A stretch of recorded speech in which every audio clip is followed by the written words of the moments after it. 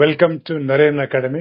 ವಿದ್ಯಾರ್ಥಿಗಳೇ, ವಿವಿಧ ಸ್ಪರ್ಧಾತ್ಮಕ ಪರೀಕ್ಷೆಗಳಿಗೆ ಜಿಕೆ ಜನರಲ್ ನಾಲೆಜ್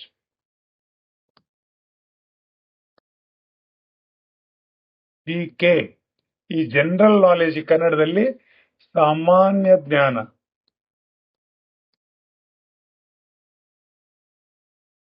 ಈ ಸಾಮಾನ್ಯ ಜ್ಞಾನದ ಕುರಿತು ವಿವಿಧ ಸ್ಪರ್ಧಾತ್ಮಕ ಪರೀಕ್ಷೆಗಳಿಗೆ ಹಲವಾರು ಪ್ರಶ್ನೆಗಳು ಬರ್ತದೆ. ಅದರ ಭಾಗವಾಗಿ ಇವತ್ತಿನ ವಿಷಯ ಯಾವುದಂದ್ರೆ ಕ್ವಾಡ್. ನೋಡಿ, ಇದು ಏನು ಹಾಗಿದ್ರೆ? ಇದು 4 ರಾಷ್ಟ್ರಗಳ ಒಂದು ಸಂಘಟನೆ. ಇದು ಯಾಕೆ ಮಾಡಿದ್ದಾರೆ, ಏನು ಡೀಟೇಲ್ಸ್ ಪ್ರಶ್ನೆ ಬರ್ತದೆ. ನೋಡಿ, ಇಲ್ಲಿ ಅದರ ಅರ್ಥ ಏನು ಅಂತ ಹೇಳಿದ್ರೆ, ಕ್ವಾಡ್ರಿಲ್ಯಾಟ್ರಲ್ ಅಂತ ಹೇಳಿದ್ರೆ ಚತುರ್ಭುಜ ಸಂವಾದ ಅಂತ ಹೇಳಿ.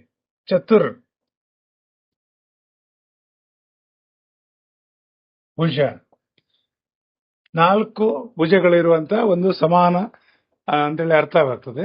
ಅದರ ಭಾಗವಾಗಿ ಈ 4 ರಾಷ್ಟ್ರಗಳು ಯಾವುದು ಇಲ್ಲಿ ಕೊಟ್ಟಿದ್ದಾರೆ, ಚತುರ್ಭುಜ. ಈ ಚತುರ್ಭುಜ ಭದ್ರತಾ ಸಂವಾದ, ಕ್ವಾಡ್ ಅಂತ ಹೇಳಿ ಏನ್ ಹೇಳ್ತಾರೆ.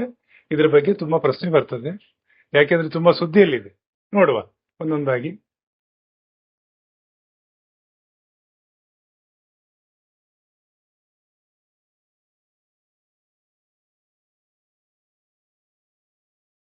ಸೊ ಅದಕ್ಕಿಂತ ಮೊದಲು ಇಂಡೋ ಪೆಸಿಫಿಕ್ ಅಂದ್ರೆ ಏನು ಅಂತ ಫಸ್ಟ್ ತಿಳ್ಕೊಂಡ್ರೆ ಕ್ವಾಡ್ ಯಾಕೆ ಅಗತ್ಯ ಇದೆ ಅಂತ ಗೊತ್ತಾಗ್ತದೆ.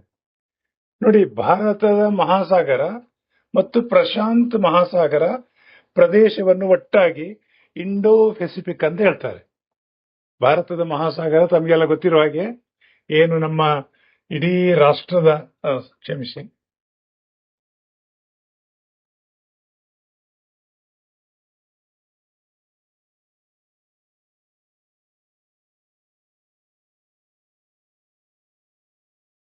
ಈ ಬದಿಗೂ ಸಮುದ್ರ ಇದೆ, ಈ ಬದಿಗೂ ಸಮುದ್ರ ಇದೆ, ಇಲ್ಲೂ ಸಮುದ್ರ ಇದೆ. ಇದು ಹಿಂದ್ ಮಹಾಸಾಗರ್ ಅಂತೇಳಿ. ಹಿಂದ್ ಮಹಾಸಾಗರ್.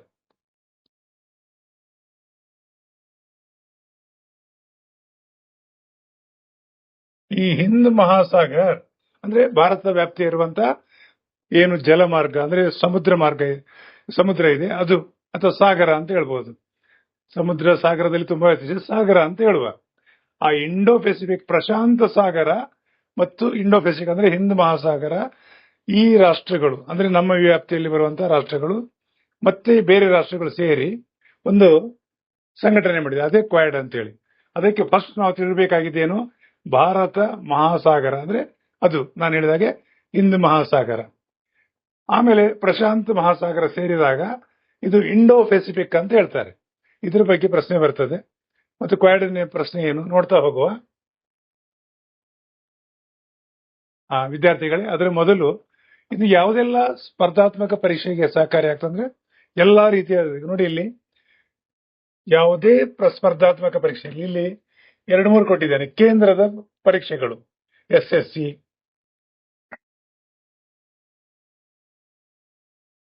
ಆಗಿರ್ಬೋದು, MTS, CHSL, CGL, UPSC, RRB, IBPS, ಮತ್ತೆ ನಮ್ಮ ರಾಜ್ಯ ಸರ್ಕಾರದ್ದು ಈ ಎಲ್ಲ ಇದಕ್ಕೆ SDA ಇರ್ಬೋದು, VAO, FDA, KS, PC, PDO, ಈ ಎಲ್ಲಾ ಸ್ಪರ್ಧಾತ್ಮಕ ಪರೀಕ್ಷೆಗೆ ಸಾಮಾನ್ಯ ಜ್ಞಾನದ ಪರೀಕ್ಷೆಗಳು ಪ್ರಶ್ನೆಗಳು ಬಂದೇ ಬರ್ತದೆ. ಅದರ ಬಗ್ಗೆ ನಾವು ಹೇಳಲಿಕ್ಕಿದ್ದೀವಿ ಇವತ್ತು. ನಮ್ಮ ಏನು ಅಕಾಡೆಮಿ ಯಾವರಿಗೆ ಟ್ರೈನಿಂಗ್ ಕೊಡ್ತದೆ, ನಮ್ಮಲ್ಲಿ ನರೇನ್ ಅಕಾಡೆಮಿ ಸ್ವಂತದ ಆ್ಯಪ್ ಇದೆ. ಗೂಗಲ್ ಪ್ಲೇ ಸ್ಟೋರಿಗೆ ಹೋಗಿ ನೀವು ಡೌನ್ಲೋಡ್ ಮಾಡಿದ್ರೆ ನರೇನ್ ಅಕಾಡೆಮಿ ಫೌಂಡೇಶನ್ ಕೋರ್ಸ್ ಅಂತಿದೆ. ಈ ಫೌಂಡೇಶನ್ ಕೋರ್ಸ್ ಇದೆಯಲ್ಲ, ಫೌಂಡೇಶನ್ ಕೋರ್ಸ್, ಇದು ಎಲ್ಲಾ ಸ್ಪರ್ಧಾತ್ಮಕ ಪರೀಕ್ಷೆಗಳಿಗೆ ಸಹಕಾರಿಯಾಗುವಂತೆ ನಾವು ಡಿಸೈನ್ ಮಾಡಿದ್ದೇವೆ. ಅದನ್ನು ತಕೊಂಡ್ರೆ ನೀವು ಖಂಡಿತ ಯಾವುದೇ ಸ್ಪರ್ಧಾತ್ಮಕ ಪರೀಕ್ಷೆಗೆ ಒಂದು ಕಟ್ಟಡಕ್ಕೆ ಹೇಗೆ ಒಂದು ಫೌಂಡೇಶನ್ ಅಗತ್ಯ ಇದೆ, ಹಾಗೆ ನೀವು ಯಾವುದೇ ಸ್ಪರ್ಧಾತ್ಮಕ ಪರೀಕ್ಷೆಗೆ ಈ ಫೌಂಡೇಶನ್ ಕೋರ್ಸ್ ತಗೊಂಡ್ರೆ ಪಾಸ್ ಆಗ್ಬಹುದು. ಅಥವಾ ನೀವು ಬೇಡ ಅಂದ್ರೆ ಯೂಟ್ಯೂಬ್ ಅಲ್ಲಿ ನಾವು ಹೇಗೋ ಸಾಮಾನ್ಯ ಜ್ಞಾನದ ಕೊಡ್ತಾ ಇದ್ದೇವೆ, ಉಚಿತವಾಗಿ ನೋಡಿ ಅದನ್ನ ನೀವು ಖಂಡಿತ ಪಾಸ್ ಆಗ್ಲಿಕ್ಕೆ ಸಾಧ್ಯತೆ ಇದೆ. ಯೂಟ್ಯೂಬ್ ಹೇಗೋ ಎಲ್ರಿಗೂ ಅತ್ಯಂತ ಸೂಕ್ತವಾದ ವೇದಿಕೆ. ಬೇಡ, ಗೊಂದಲ ಆಗ್ತದ್ರೆ ಇದು ಪರ್ಚೇಸ್ ಮಾಡಬಹುದು, ಒತ್ತಾಯ ಅಂತ ಇಲ್ಲ. ಓಕೆ, ಸೊ ಮುಂದೆ ನೋಡುವ ಇದ್ರ ಬಗ್ಗೆ, ಮುಂದೆ ಇವತ್ತಿನ ಪಾಠದ ಬಗ್ಗೆ. ನೋಡಿ, ನಾನು ಆಗ ಹೇಳಿದಾಗೆ ಚತುರ್ಭುಜ ಯಾವ್ಯಾವ್ದು ರಾಷ್ಟ್ರಗಳಿದೆ ಇದರಲ್ಲಿ. ಒಂದು ಭಾರತ ಇದೆ. ಓಕೆ,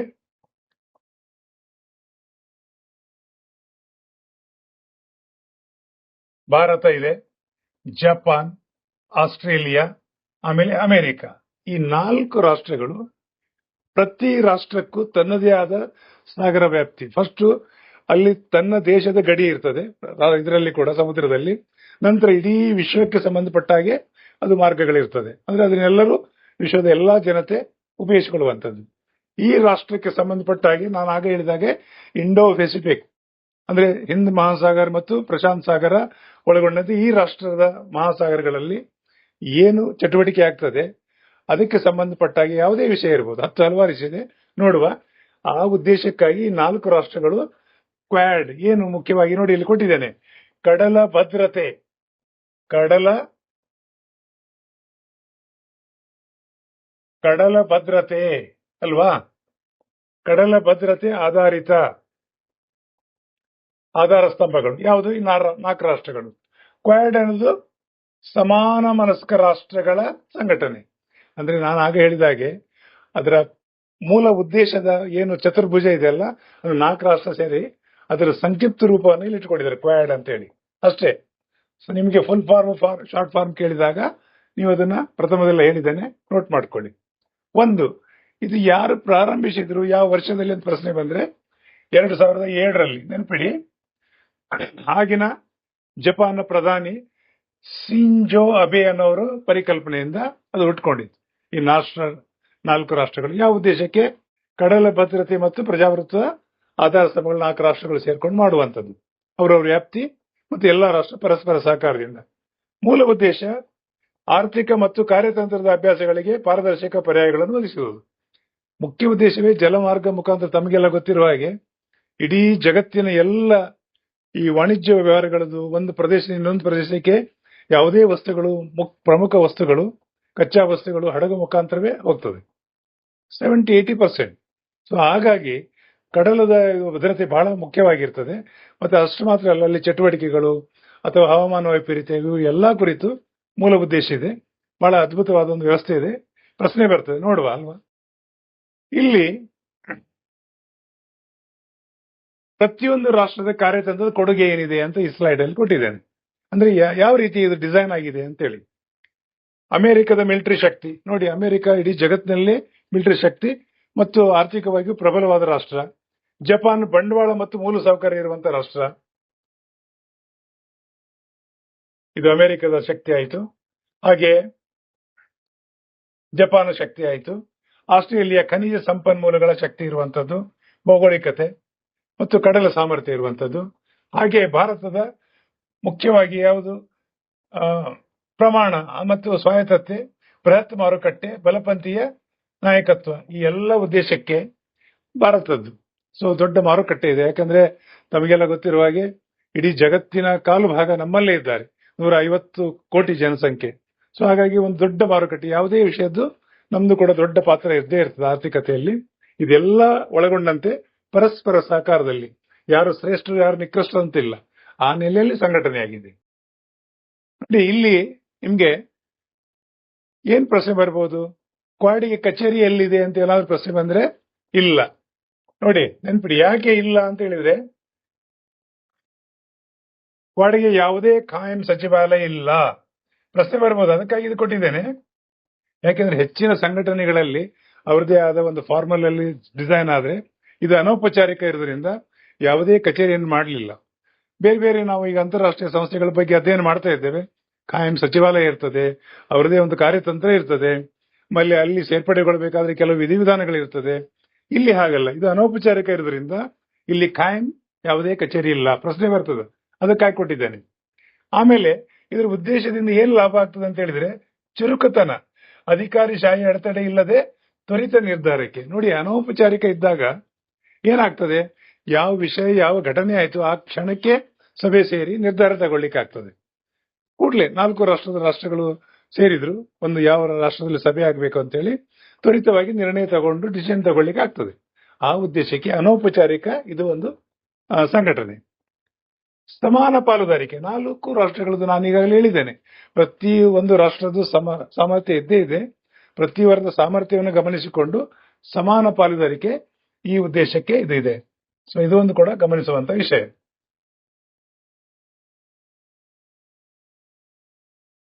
ಮತ್ತೆ ಇಲ್ಲಿ ಒಂದು ತುಲನೆ ಕೊಟ್ಟಿದ್ದೇನೆ. ನ್ಯಾಟೋ ಅಂತೇಳಿ ಒಂದಿದೆ.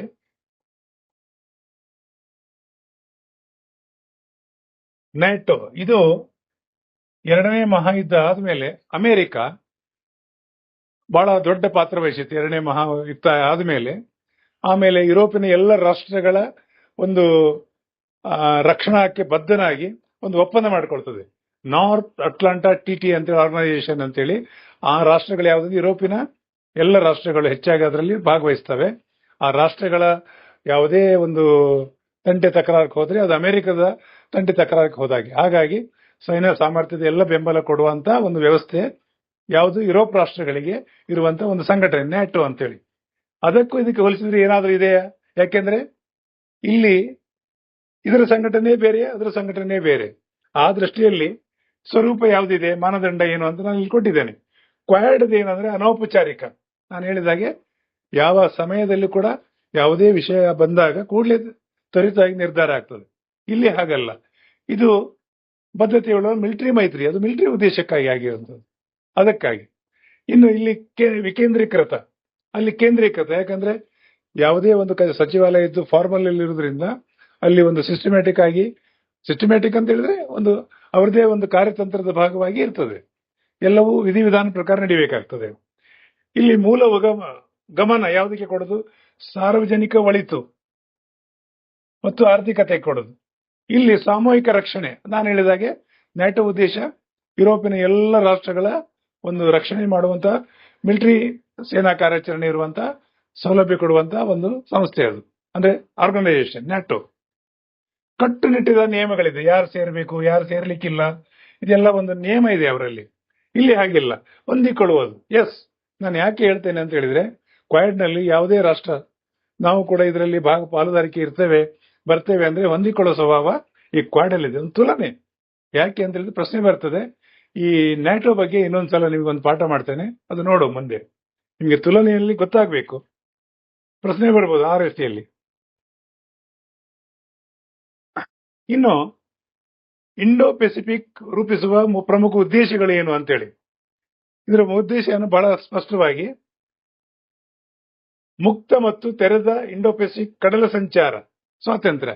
ಯಾಕಂದ್ರೆ ಕಡಲಲ್ಲಿ ಕೂಡ ಸಾಕಷ್ಟು ಸಮಸ್ಯೆಗಳು ಬರ್ತದೆ. ಆ ಎಲ್ಲ ಸಮಸ್ಯೆಗಳನ್ನ ಪರಸ್ಪರ ಅರ್ಥೈಸಿಕೊಂಡು ಪರಸ್ಪರ ಸಹಕಾರದಿಂದ ಒಂದು ಮಾಡುವಂತ ಅಂತಾರಾಷ್ಟ್ರೀಯ ಕ್ರಮವನ್ನು ಕಾಪಾಡುವುದು.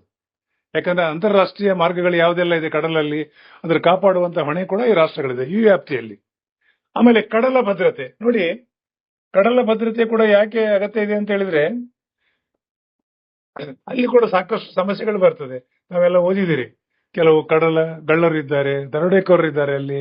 ಹೌದಾ ಅಂತ ಹೇಳಿದ್ರೆ ಎಸ್, ಅಂತ ಸಮಸ್ಯೆಗಳು ಬಂದಾಗ ಮತ್ತೆ ಬೇರೆ ಯಾವುದಾದ್ರೂ ಹವಾಮಾನ ವೈಪರೀತ್ಯ ಸಮಸ್ಯೆಗಳು ಬಂದಾಗ ಪರಸ್ಪರ ಸಹಕಾರ ಮಾಡುವಂಥದ್ದು.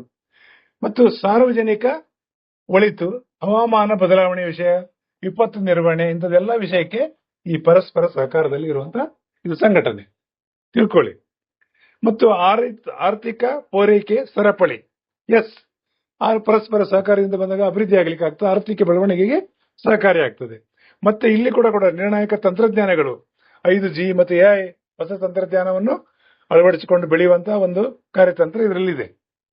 ಓಕೆ, ಇದರ ಬೆಳವಣಿಗೆ ಹೇಗಾಯ್ತು ಅಂತೇಳಿ ನಾನು ಈಗಾಗಲೇ ಹೇಳಿದ್ದೇನೆ. ಅದು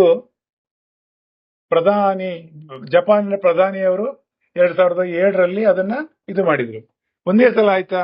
ಇಲ್ಲ, 2004ರಲ್ಲಿ ಅದರ ಪ್ರಾಥಮಿಕ ಹಂತದ ಚರ್ಚೆ ಎಲ್ಲ ಆಗಿ ಅಂತಿಮವಾಗಿ 2007ರಲ್ಲಿ ಅದು ರಚನೆ ಆಗ್ತದೆ. ಅಲ್ಲಿಂದ ಬೇರೆ ಬೇರೆ ರೀತಿಯಲ್ಲಿ ಇದು ಪ್ರಾರಂಭ ಆಗ್ತದೆ. ಇಲ್ಲಿ ಸುನಾಮಿ ಪರಿಹಾರ ಕಾರ್ಯಾಚರಣೆ ಮೂಲಕ ಒಗ್ಗೂಡುವಿಕೆ.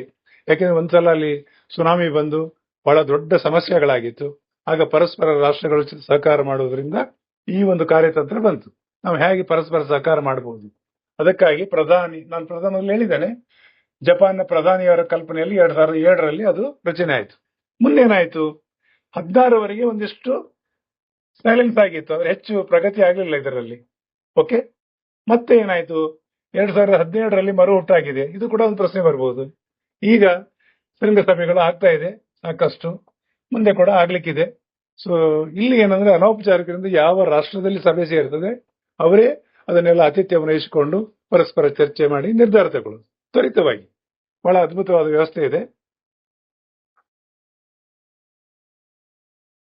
ಭಾರತದ ಒಂದು ಸಮಸ್ಯೆ ಏನು ಅಂತ ಹೇಳಿದ್ರೆ, ನಾವು ಬ್ರಿಕ್ಸ್ ಅಂತೇಳಿ ಈಗಾಗಲೇ ಓದಿದ್ದೇವೆ. ಭಾರತ ಬ್ರಿಕ್ಸ್ ನಲ್ಲಿ ಸದಸ್ಯರಾಗಿದ್ದಾರೆ. ಬ್ರಿಕ್ಸ್ ನಲ್ಲಿ ಕೂಡ ನಾವು ಸದಸ್ಯ ರಾಷ್ಟ್ರ ಹೌದು. ಯಾಕಂದ್ರೆ ನಾನು ಲಾಸ್ಟ್ ಟೈಮ್ ಬ್ರಿಕ್ಸ್ ಪಾಠ ಮಾಡಿದ್ದೇನೆ. ಅಲ್ಲಿಯೂ ಮೆಂಬರ್ಶಿಪ್ ಇದೆ, ಕ್ವಾಡ್ ಅಲ್ಲಿ ಇದೆ. ಇದು ಪಾಶ್ಚಿಮಾತ್ಯ ಒಕ್ಕೂಟ, ಇಲ್ಲಿ ಕೂಡ ನಾವಿದ್ದೇವೆ. ಅಲ್ಲಿದ್ದಾಗ ಸಮಸ್ಯೆ ಏನಾಗ್ತದೆ ಅಂದ್ರೆ, ಅಲ್ಲಿ ಚೈನಾ ಇದೆ. ಚೈನಾಕ್ಕೆ ಏನಾಗ್ತದೆ, ತಲೆ ಬಿಸಿ. ಭಾರತ ಅಷ್ಟು ದೊಡ್ಡ ರಾಷ್ಟ್ರ ಪಾಶ್ಚಿಮಾತ್ಯ ಒಕ್ಕೂಟದಲ್ಲಿ ಹೋದಾಗ ಅವರಿಗೆ ಸ್ವಲ್ಪ ಈ ವಿಷಯ ಸ್ವಲ್ಪ ಕಾಂಪ್ಲಿಕೇಶನ್ ಇರ್ತದೆ. ಬಟ್ ನಮ್ಮ ರಾಷ್ಟ್ರ ಅದನ್ನೆಲ್ಲ ನಿಭಾಯಿಸ್ತದೆ. ಬಟ್ ನಿಮಗೆ ಗೊತ್ತಾಗ್ಲಿಕ್ಕೆ ಇದು UPSCಗೆ ಬರಬಹುದು. ಆ ದೃಷ್ಟಿಯಲ್ಲಿ ಭಾರತ ಹೇಗೆ ಅದನ್ನು ನಿಭಾಯಿಸದೆ ಆ ಸಂಘಟನೆಗಳ ಪರಸ್ಪರ ಅಂತ ಹೇಳಲಿಕ್ಕೆ ಇದು ಪಾಯಿಂಟ್ ಕೊಟ್ಟಿದ್ದೇನೆ. ಸೊ ಬ್ರಿಕ್ಸ್ ಬಗ್ಗೆ ಈಗಾಗಲೇ ನಾನು ಕೊಟ್ಟಿದ್ದೇನೆ, ಯಾವ್ಯಾವ ರಾಷ್ಟ್ರಗಳಿದೆ ಅದನ್ನು ನೋಡ್ಕೊಳ್ಳಿ.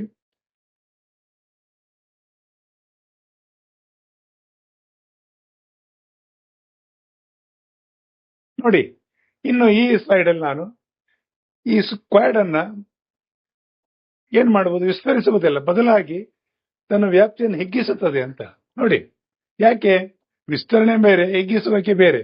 ಅಂದ್ರೆ ಸಮಾನ ಮನಸ್ಕರು, ಆಸಕ್ತಿ ಇದ್ದವರು ಬಂದಾಗ ಭವಿಷ್ಯದಲ್ಲಿ ಯಾರೆಲ್ಲ ಆಗ್ತಾರೆ ಕ್ವಾಡ್ ಪ್ಲಸ್ ಅಂತ ಹೇಳಿದಾಗ ಈ ರಾಷ್ಟ್ರಗಳು ಯಾವುದೆಲ್ಲ, ದಕ್ಷಿಣ ಕೊರಿಯಾ ಬರೋ ಸಾಧ್ಯತೆಗಳಿದೆ ಅಲ್ವಾ,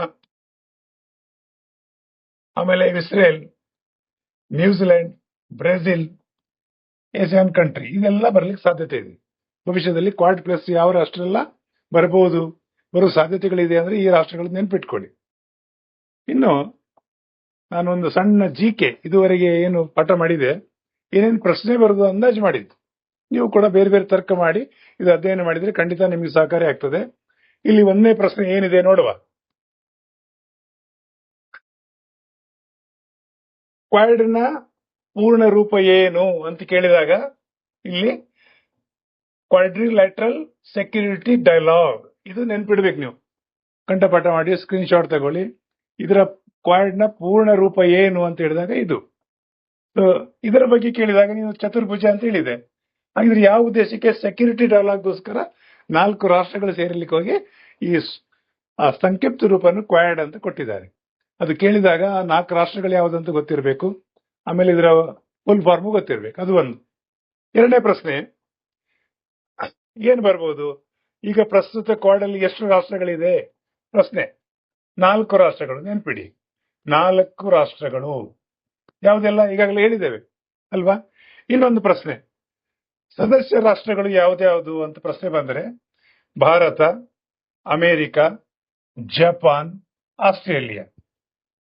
ಈಗಾಗಲೇ ಇನ್ನೊಂದು ಹೇಳಿದ್ದೇನೆ, ಭವಿಷ್ಯದಲ್ಲಿ ಯಾವುದೆಲ್ಲ ಸೇರ್ಲಿಕ್ಕಿದೆ ಅಂತ ಈ ಹಿಂದಿನ ಸ್ಲೈಡ್ ಅಲ್ಲಿ ಹೇಳಿದ್ದೇನೆ. ಅದು ಕೂಡ ಒಂದು ಪ್ರಶ್ನೆ ಬರ್ಬೋದು. ಮುಂದಿನ ಪ್ರಶ್ನೆ ನೋಡುವಲ್ಲ. ಇನ್ನೊಂದು ಏನು ಬರ್ಬೋದು, ಕ್ವಾಡ್ನ ಮುಖ್ಯ ಉದ್ದೇಶ ಏನು ಅಂತ ಬಂದಾಗ ಇಂಡೋ ಪೆಸಿಫಿಕ್. ನಾನು ಪ್ರಥಮದಲ್ಲಿ ಇಂಡೋ ಪೆಸಿಫಿಕ್ ಅದೇ ಉದ್ದೇಶಕ್ಕೆ ಹೇಳಿದ್ದು. ಇಂಡೋ ಪೆಸಿಫಿಕ್ ಪ್ರದೇಶದಲ್ಲಿ ಶಾಂತಿ, ಭದ್ರತೆ ಮತ್ತು ಸಹಕಾರ. ಸೊ ಇದು ಈ ಪ್ರಶ್ನೆಗಳನ್ನ ನೆನ್ಪಿಟ್ಕೊಳ್ಳಿ. ಪ್ರಶ್ನೆಗೆ ಉತ್ತರ ಏನು, ಮುಖ್ಯ ಉದ್ದೇಶ ಏನು?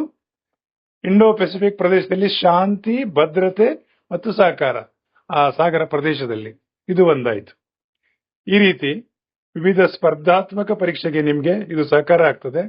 ವಿದ್ಯಾರ್ಥಿಗಳೇ, ನಮ್ಮ ನರೇನ್ ಅಕಾಡೆಮಿಗೆ ಜಾಯ್ನ್ ಆಗಿ ಖಂಡಿತ ನಿಮಗೆ, ಅಥವಾ ನಮ್ಮ ಯೂಟ್ಯೂಬ್ಗೆ ಹೋದ್ರೆ ಈ ಸಾಮಾನ್ಯ ಜ್ಞಾನದ ಎಲ್ಲ ವಿಷಯ ಸಿಗ್ತದೆ.